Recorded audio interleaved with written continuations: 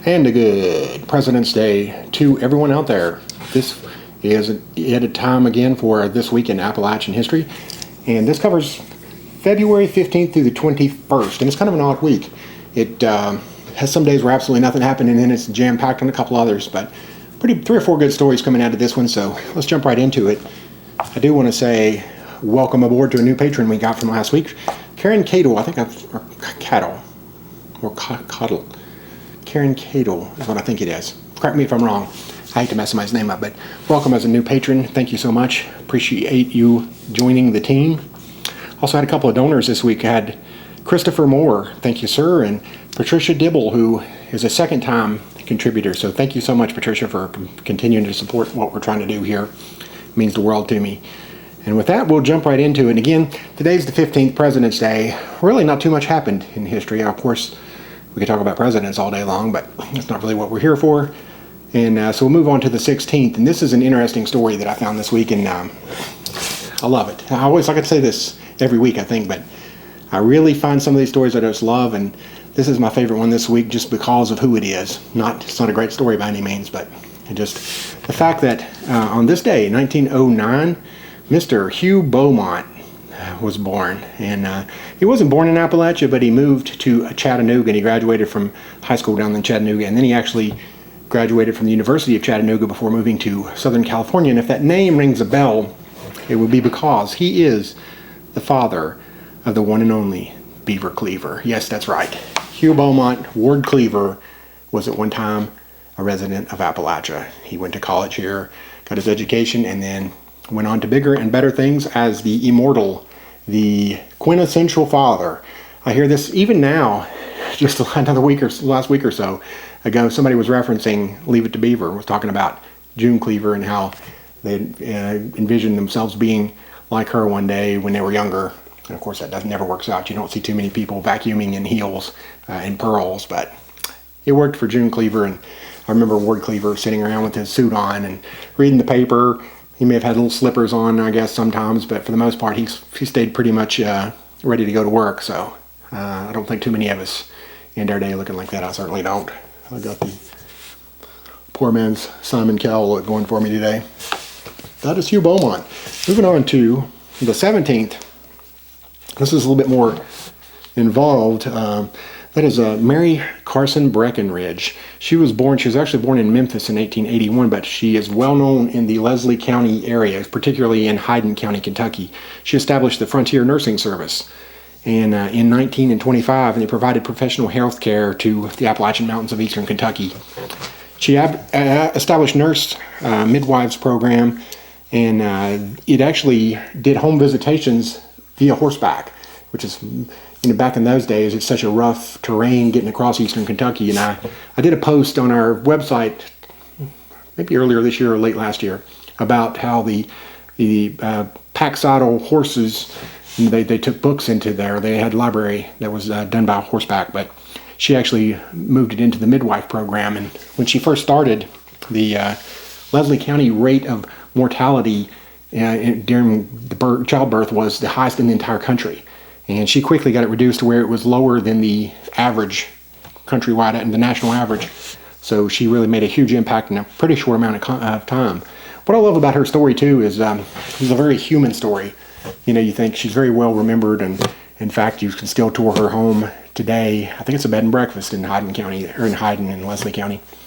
But she had a lot of adversity earlier in her life. In fact, she was married at 23 years old, and her first husband died. He died when he was very young, and then so she got married again a couple of years later, and they had a child, and their child, they had a couple of children. One was a son, and they had a daughter. The daughter died just a few hours after birth, and then the son lived to be about 3 or 4 years old, and he passed away.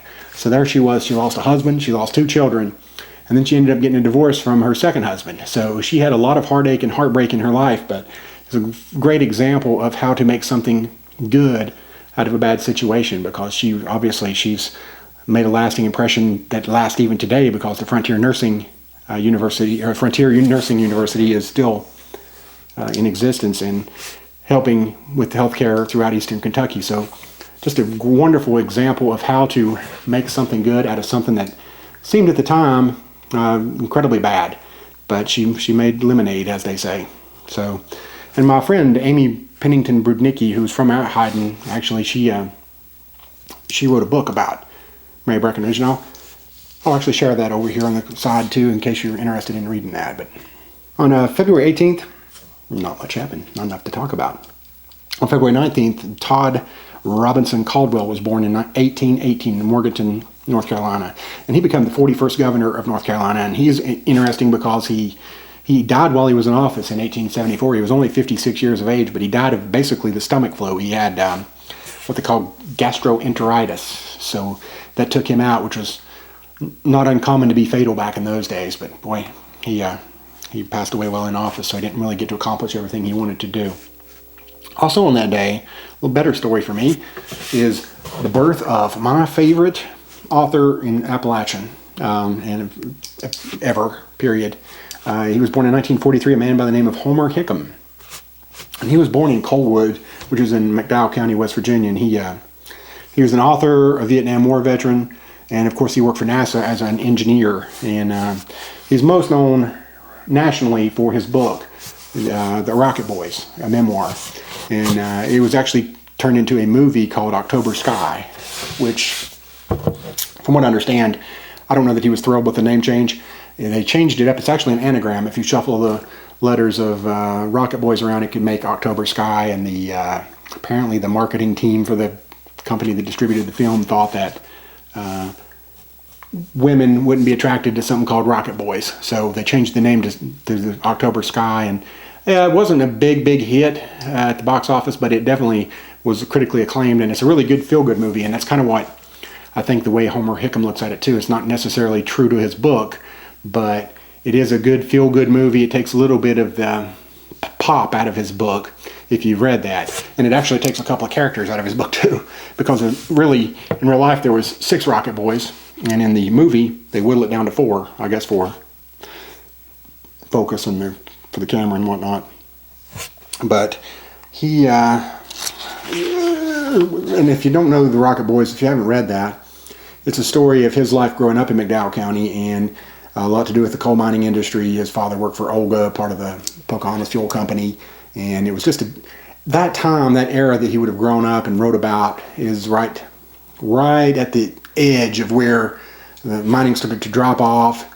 It was still booming in a big county back then and pretty well thriving, but it was just right on that edge of where it started going down due to mechanization and several other factors that affected the demand for coal. So he captures that era so well in the book. If you've read it, you know what I'm talking about. And again, I'll put a link for that book as well if anybody wants to buy that. And of course I'll make a little small commission off of it, but it's a great book, and I highly recommend it. Like I said, it just really, because he's a little bit generation before me. I think he's 27 years older than I am. So he captures an era that I'm not familiar with. I didn't live through. And it's wonderful for me to get to experience that through his eyes in that book, and I highly recommend it if you got any interest in that type of thing. So that is Homer Hickam. He is still with us, thankfully, and I do believe he lives in Alabama these days. And they used to have Rocket Boys, like they had a reunion every year. They would drive from Beckley down to Coalwood, and it was a big event. But I think that ended a couple of years ago. And if I'm not mistaken, one of the Rocket Boys has passed away, and it's starting to catch up with everybody. It's age and father time, unfortunately, moves on all of us. But just a real credit to our area. I just love Homer Hickam. Can't say enough good things about him. So, moving right along, much as I don't want to, because I could talk about Homer Hickam all day. I just love the man. He's just a great person. If you follow his Twitter, if you follow his Facebook page, he just tries to make everybody feel good and welcome, and he's just a kind person. He represents the best of that generation, and I'm just so glad that he's still with us and still active and still putting out work. In fact, he had a book out just 4 or 5 years ago, I think he did. I know he still writes, from what I understand. So, February 20th, not much happened, and finally on February the 21st, Nina Simone was born. She was born Eunice Kathleen, I want to say Wayman in 1933 in Tryon, North Carolina, and she was a very prolific pianist And she actually became very famous in jazz because they combined, she ended up combining her singing with her musical talent. She attended this Juilliard School of Music in New York City, so she was very well known at an early age for her talent, at least locally.